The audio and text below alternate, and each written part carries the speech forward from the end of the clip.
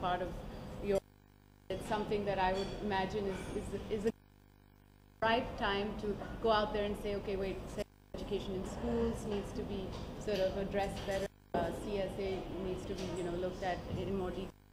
But that's what I would say. Like, it's a good time right now. Yeah, I'm going to think we're going to be the time for us to be asking government for something. This is for us to be going to government will do what government is. The idea of governance is to keep law and order, that society doesn't fragment. But if you want the government to pay special attention, then you're going to have to go in there and ask for that. And I think that in a democracy as big as ours, your space. So what I would do is, and this is exactly what this whole conference is about, is to get everyone to one voice. Whatever it is, the three things government to help you in, you go out there. But otherwise, it's too much to expect government. What can we do for you?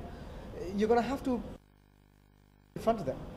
Rahul, देश में कई women's right हो गया, education हो गया, उसको लेकिन ये मुद्दा जो है चाइल्ड सेक्सुअल क्यों किया? देखिए, इशू तब हाईलाइट होता है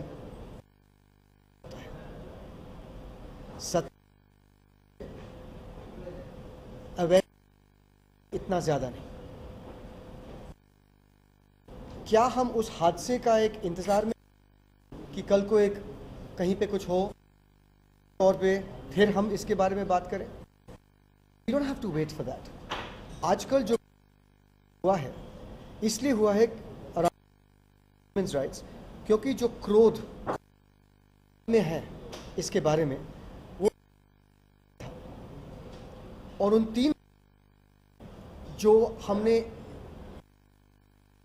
उन 3 दिनों में हमने शायद 20 साल के लिए हमने ऐसा progress, public awareness in terms of city, in terms of the media, चाहते हैं कि ये हम सीएसए के बारे में